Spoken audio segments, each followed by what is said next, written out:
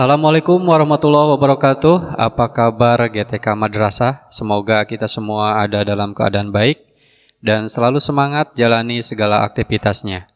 Salam satu profesi, guru itu mulia. Baik Bapak Ibu, di video kali ini saya masih akan membahas prediksi soal P3K kompetensi sosiokultural bagian 2 ya. Langsung saja kita bahas soal nomor 1. Anda adalah guru yang terkenal disiplin. Apabila terdapat peserta didik terlambat masuk kelas Anda, maka ia tidak boleh masuk kelas. Suatu hari, peserta didik Anda meminta izin untuk masuk kelas Anda terlambat karena ingin melaksanakan sholat duha. Yang Anda lakukan adalah A. Memberikan izin tetapi kemudian tidak boleh masuk kelas. B. Meminta sholat duhanya ditunda agar ikut kelas. C. Mengizinkannya dan memperbolehkan masuk terlambat. D. Mengizinkannya tetapi diberi batas waktu maksimal 15 menit. E. Memberikan sanksi tidak boleh ikut kelas Anda selamanya. Baik, untuk menjawab soal ini, saat kita menemukan ada siswa yang minta izin kepada kita untuk melaksanakan sholat duha, di mana sholat duha itu merupakan sholat yang disunatkan ya. Apa yang harus kita lakukan terhadap siswa tersebut? Kita cek opsi A, memberikan izin tetapi kemudian tidak boleh masuk kelas. Nah ini kurang tepat ya. Kemudian B, meminta sholat duhanya ditunda agar ikut kelas. Ini juga kurang tepat. Kemudian yang C, mengizinkannya dan memperbolehkannya masuk terlambat. Nah ini saya pikir cukup baik ya.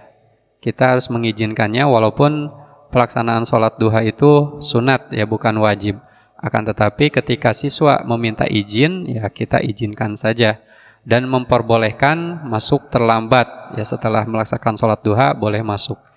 Kemudian yang D, mengizinkannya tetapi diberi batas waktu maksimal 15 menit. Ini cukup baik juga ya, tapi kurang tepat.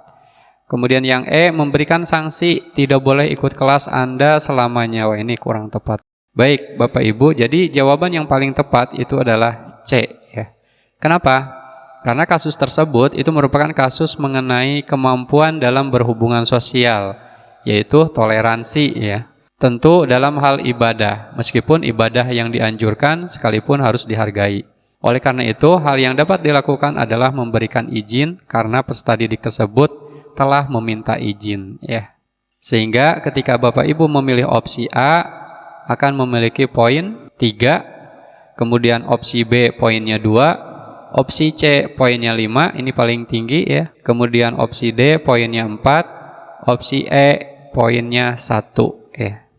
Lanjut ke soal nomor 2. Anda sebagai karyawan tata usaha di suatu SMA menjumpai bentuk penggelembungan dana yang diperintah oleh kepala sekolah agar sisa uang dalam anggaran tersebut menjadi bonus Anda dalam bekerja. Hal yang sebaiknya Anda lakukan adalah A. Berterima kasih kepada kepala sekolah Anda karena memperhatikan nasib Anda. B. Melakukan sesuai perintah kepala sekolah tetapi tidak menerima bonus tersebut. C. Tidak melakukan perintah namun menuntut bonus tersebut. D. Tidak mengabaikan perintah kepala sekolah karena mentaati atasan. E. Tidak melakukan hal tersebut dan tidak menerima bonusnya. Baik, ketika Bapak Ibu jadi karyawan ya, misalnya jadi karyawan tata usaha di suatu sekolah, tiba-tiba ada penggelembungan dana yang diperintah oleh kepala sekolah agar sisa uang dalam anggaran tersebut itu menjadi bonus Anda. Nah, apa yang harus Anda lakukan? A. Berterima kasih kepada kepala sekolah Anda karena memperhatikan nasib Anda. Nah, ini kurang tepat ya Bapak Ibu. Kita tidak boleh menerima begitu saja ya.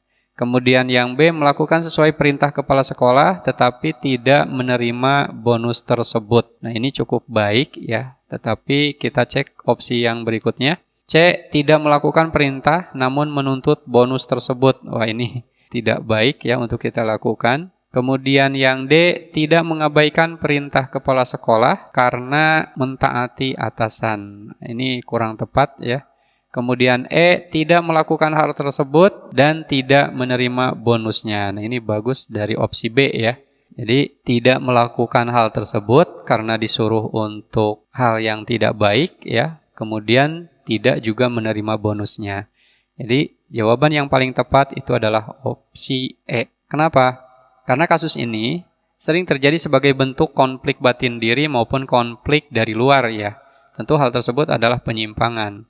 Oleh karena itu, hal yang dilakukan ialah tidak melakukan perintah tersebut dan tidak menerima bonus tersebut. Karena itu adalah sebuah penyimpangan dan bentuk korupsi ya. Jadi ketika Bapak Ibu memilih opsi A, maka poinnya adalah 1, opsi B poinnya 4, opsi C poinnya 3, opsi D poinnya 2, dan opsi E poinnya 5. Lanjut ke soal nomor 3. Sebagai polisi, Anda mendapatkan tugas tambahan untuk menilang warga yang tidak mengenakan masker di masa pandemi saat ini.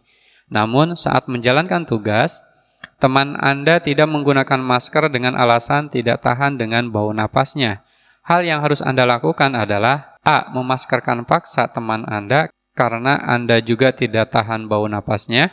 B. Memperingati teman Anda dengan nada keras dan mengejek bau napasnya.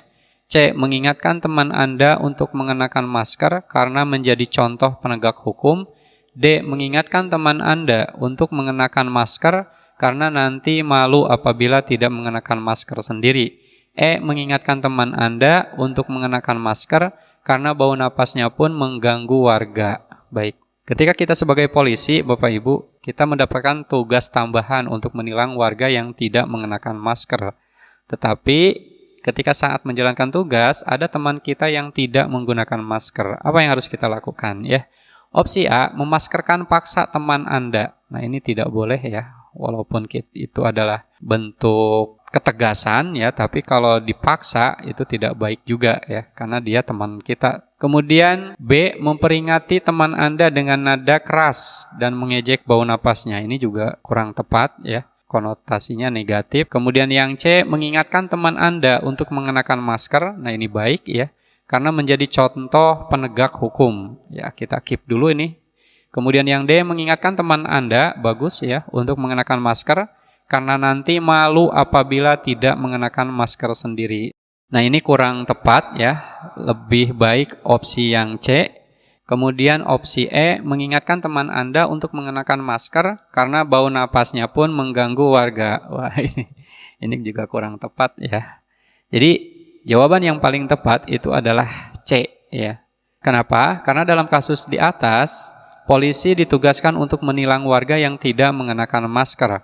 Ini artinya yang menilang pula itu harus menjadi contoh panutan warga ya.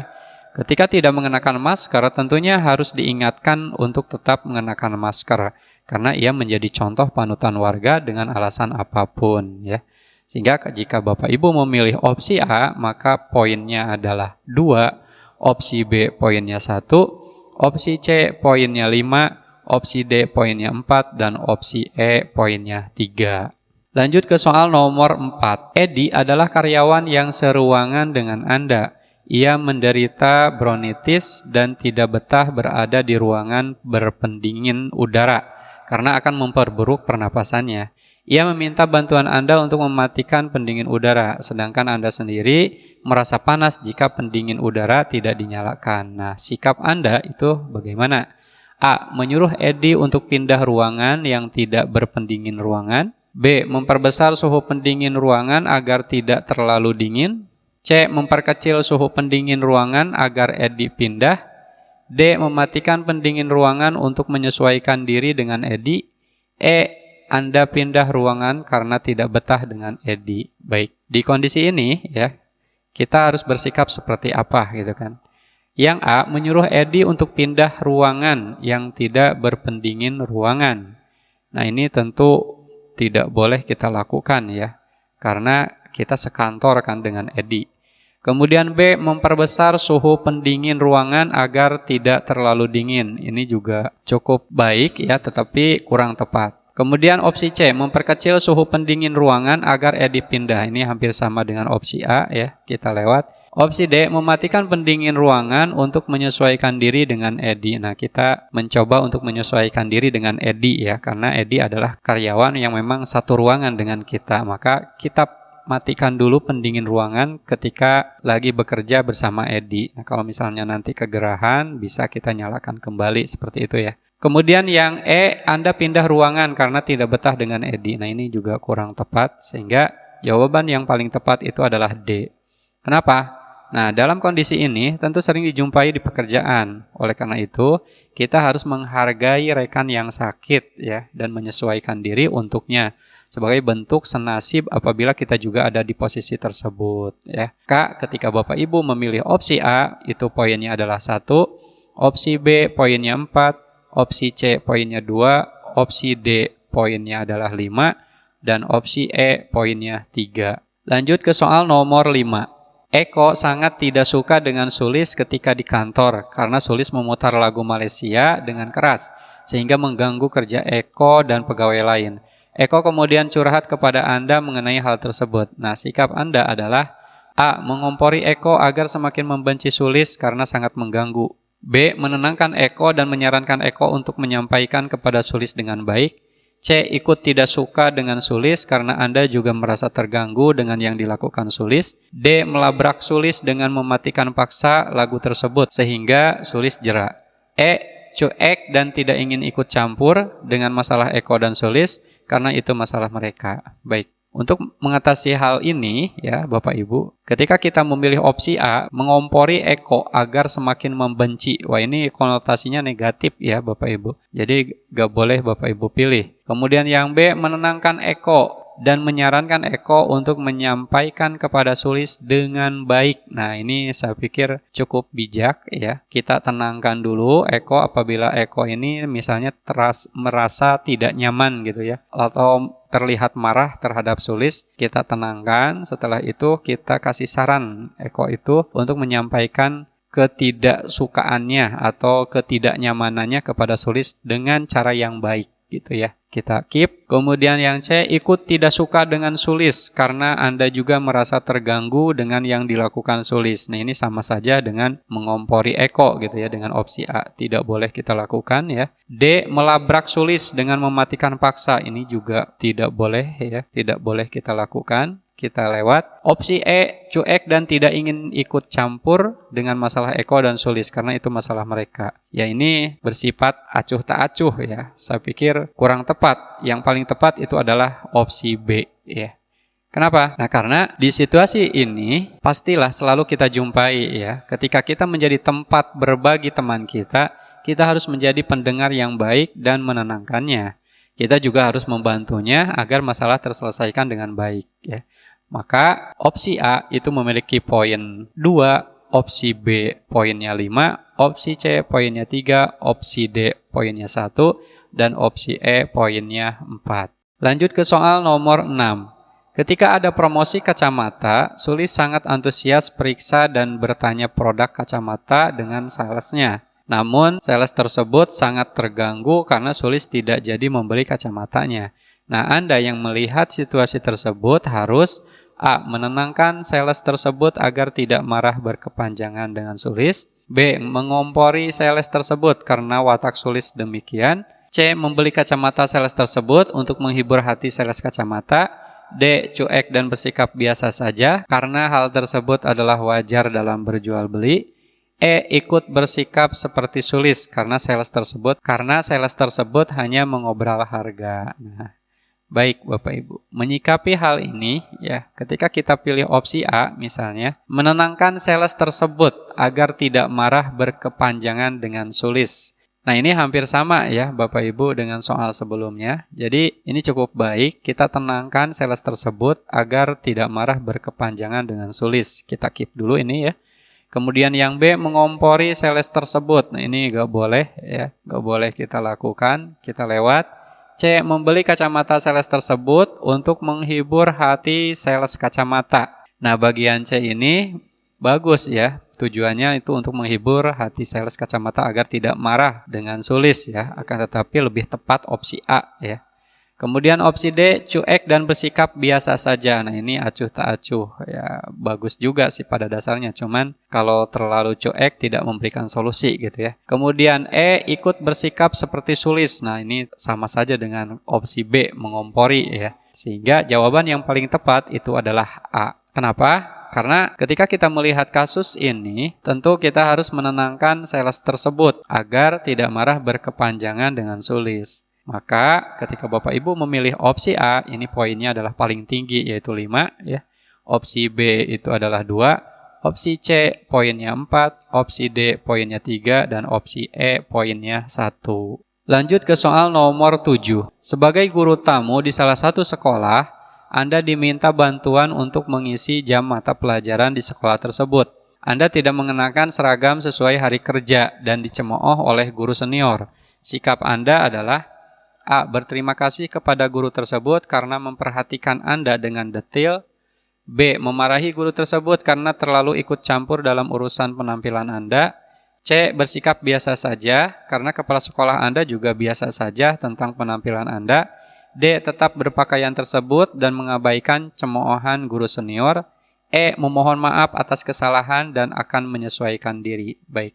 Ketika kita berhadapan dengan kondisi seperti ini, ya, apa yang harus kita sikapi? Ya, misalnya kita jadi guru tamu di salah satu sekolah, kemudian kita memakai baju harian kerja yang berbeda dengan guru senior kita misalnya, ya, sehingga kita dicemooh oleh guru senior. Apa sikap kita? A. Berterima kasih kepada guru tersebut karena memperhatikan Anda dengan detail. Ya. Nah, ini cukup bagus juga ya. Kita berterima kasih karena guru senior kita telah memperhatikan kita. Ya, kita cek lagi opsi yang berikutnya. Opsi B. Memarahi guru tersebut karena terlalu ikut campur dalam urusan penampilan Anda. Nah, ini kurang baik ya. Karena memiliki konotasi yang negatif, memarahi itu gak boleh. Kemudian C. Bersikap biasa saja karena kepala sekolah Anda juga biasa saja tentang penampilan Anda. Nah, ini juga acuh tak acuh, santai ya. Jadi gak boleh kita lewat. Kemudian opsi D. Tetap berpakaian tersebut dan mengabaikan cemoohan guru senior. Nah, ini juga kurang tepat menurut saya ya. Yang E. Memohon maaf atas kesalahan dan akan menyesuaikan diri. Nah, ini lebih tepat saya pikir daripada opsi A ya. Pertama, jadi hal pertama yang harus kita lakukan adalah memohon maaf dulu atas kesalahan kita dan secepatnya bisa menyesuaikan diri. Nah, berikutnya baru berterima kasih ya karena memperhatikan kita. Jadi jawaban yang paling tepat itu adalah opsi E. Kenapa? Nah, di sini ada sebuah peribahasa ya, di mana bumi dipijak, di situ langit dijunjung. Ya, sebagai guru tamu ya tentu Anda harus menyesuaikan diri dengan norma yang ada. Ketika ada yang mengingatkan Anda mengenai dengan cara tertentu, berarti orang tersebut ingin Anda segera menyesuaikan diri. Nah, hal yang dapat Anda lakukan itu adalah segera menyesuaikan diri dan memohon maaf apabila tidak melakukan hal yang sesuai dengan aturan. Ya. Jadi ketika Bapak Ibu memilih opsi A, itu poinnya adalah 4, opsi B poinnya adalah 1, opsi C poinnya 3, opsi D poinnya 2, dan opsi E poinnya 5. Lanjut ke soal nomor 8. Seorang kepala tata usaha SMK memiliki rencana untuk memberikan HCl sebagai pembersih lumut dengan cepat. Namun hal tersebut tidak disetujui oleh Anda sebagai guru kimia karena akan merusak lingkungan dan tanah di lapangan sekolah. Untuk mengatasi perbedaan tersebut, Anda harus A. Mempertahankan argumentasi Anda bahwa HCl itu tetap merusak lingkungan dan tidak dipakai. B. Mengalah dengan kepala tata usaha Anda karena itu adalah pimpinan sekolah Anda. C. Mentaati perintah kepala tata usaha Anda dan menghargai pendapatnya karena untuk kebaikan sekolah. D. Mengkomunikasikannya dengan baik untuk mencari jalan tengah agar lumut bersih dengan cepat tanpa merusak lingkungan. E. Mencari kawan untuk melawan kepala tata usaha Anda karena Anda tidak mendapatkan dukungan dari teman. Baik. Ketika dalam situasi ini, nah apa yang harus kita lakukan ya? Opsi A, mempertahankan argumentasi Anda bahwa HCl tetap merusak lingkungan dan tidak dipakai. Nah, ini kurang tepat ya Bapak Ibu. Kemudian opsi B, mengalah dengan kepala tata usaha Anda karena itu adalah pimpinan sekolah Anda. Ini juga kurang tepat ya. Kemudian opsi C, mentaati perintah kepala tata usaha Anda dan menghargai pendapatnya karena untuk kebaikan sekolah. Ini cukup baik ya. Tapi kita cek opsi yang berikutnya, D. Mengkomunikasikannya dengan baik untuk mencari jalan tengah agar lumut bersih dengan cepat tanpa merusak lingkungan. Nah, ini saya pikir lebih tepat ya. Kita komunikasikan aja dulu dengan kepala tata usaha bahwa memang betul-betul HCl itu akan merusak lingkungan. Nah, kita ambil jalan tengah agar lumut itu bisa bersih dengan cepat tanpa harus merusak lingkungan gitu ya. Kemudian yang E, mencari kawan untuk melawan kepala tata usaha. Ini gak boleh ya, gak boleh kita lakukan. Sehingga jawaban yang paling tepat itu adalah D. Nah, kenapa? Karena perbedaan pendapat itu merupakan hal yang selalu dijumpai dimanapun ya. Untuk mengatasi perbedaan tersebut tentu harus disatukan dengan komunikasi yang baik untuk mencari alternatif solusi gitu ya. Sehingga ketika Bapak Ibu memilih opsi A itu poinnya 1, opsi B poinnya 3, opsi C poinnya 4, opsi D poinnya ini paling tinggi 5, dan opsi E poinnya 2. Lanjut ke soal nomor 9. Rita adalah manajer di perusahaan tenun torso Jepara. Suatu hari pegawainya tidak masuk karena terpapar virus corona. Sebagai manajer, hal yang harus dilakukan Rita kepada pegawai tersebut adalah A. Mendoakan agar lekas pulih dan memberikan bantuan makanan selama karantina mandiri. B. Melarang pegawainya masuk karena akan menularkan virus ke pegawai lain. C. Memecat pegawai yang terpapar corona karena mempengaruhi produksi tenun torso. D. Biasa saja karena masih ada pegawai yang sehat dan bisa menggantikan pekerjaan tersebut. E. Meliburkan perusahaan karena dikhawatirkan akan menjadi klaster penyebaran di perusahaannya. Baik, menyikapi hal ini, apa yang harus kita lakukan ya? A. Mendoakan agar lekas pulih dan memberikan bantuan makanan selama karantina mandiri. Ini baik, positif ya. Kita keep. Kemudian yang B, melarang pegawainya masuk karena akan menularkan virus ke pegawai lain. Ini kurang tepat ya. C, memecat pegawai yang terpapar corona. Nah, ini apalagi. D, biasa saja karena masih ada pegawai lain. Ini juga kurang tepat. E, meliburkan perusahaan karena dikhawatirkan akan menjadi klaster penyebaran di perusahaannya. Ini juga kurang tepat ya Bapak Ibu. Sehingga jawaban yang paling tepat itu adalah A. Kenapa jawabannya A? Nah gini, apabila terdapat kemalangan yang dialami oleh seseorang, tentu kita harus berempati. Nah itu kuncinya ya, sebagai bentuk menghargai perasaan kemalangan tersebut. Sehingga opsi A ini memiliki poin yang paling tinggi ya Bapak Ibu, yaitu 5. Kemudian opsi B 3, opsi C 1, opsi D 2, dan opsi E 4. Lanjut ke soal nomor 10. Sebagai pimpinan perusahaan, Anda memiliki kebijakan untuk mengangkat manajer di beberapa direksi. Suatu hari, keponakan Anda meminta bantuan Anda untuk diangkat menjadi manajer perusahaan, tetapi Anda melihat kinerjanya kurang. Hal yang Anda lakukan adalah A. Menerima usulan keponakan Anda karena Anda yakin keponakan Anda akan bekerja dengan baik. B. Menyeleksinya sesuai dengan prosedur perusahaan melalui mekanisme yang ada. C. Langsung mengangkat keponakan Anda untuk mempertahankan kedudukan perusahaan keluarga. D. Menolak usulan tersebut karena mengetahui kinerjanya tidak maksimal.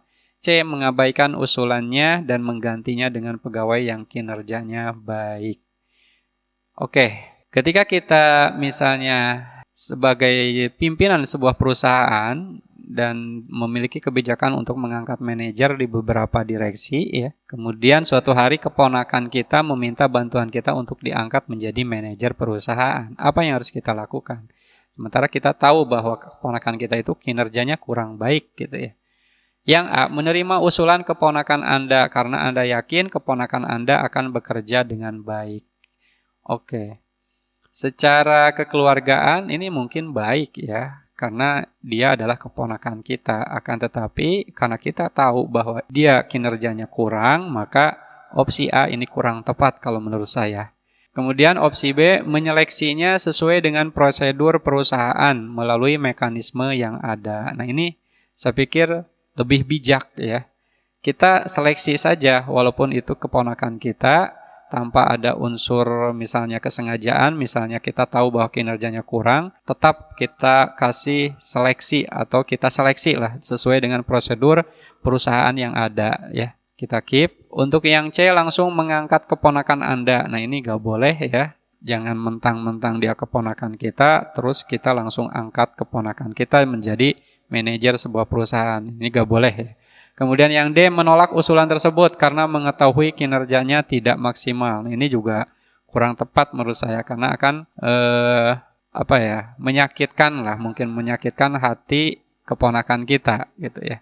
Lebih baik kita seleksi saja sesuai dengan prosedur perusahaan yang ada. Kemudian yang E, mengabaikan usulannya dan menggantinya dengan pegawai yang kinerjanya baik. Ini juga kurang tepat ya Bapak Ibu. Jadi jawaban yang paling tepat itu adalah B. Baik, kenapa jawabannya B?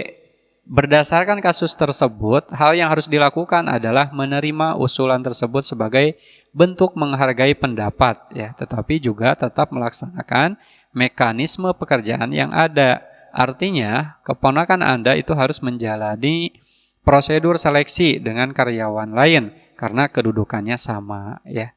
Jadi ketika Bapak Ibu memilih opsi A, maka akan memiliki poin 2, opsi B poinnya paling tinggi 5, opsi C poinnya adalah 1, opsi D poinnya 4, dan opsi E poinnya 2. Baik Bapak Ibu, sekian sampai di sini untuk pembahasan prediksi soal P3K tahun 2023, kompetensi sosiokultural bagian 2. Next video selanjutnya ya. Semoga bermanfaat dan mudah-mudahan tahun ini Bapak Ibu bisa lolos P3K. Sekian, Assalamualaikum warahmatullahi wabarakatuh.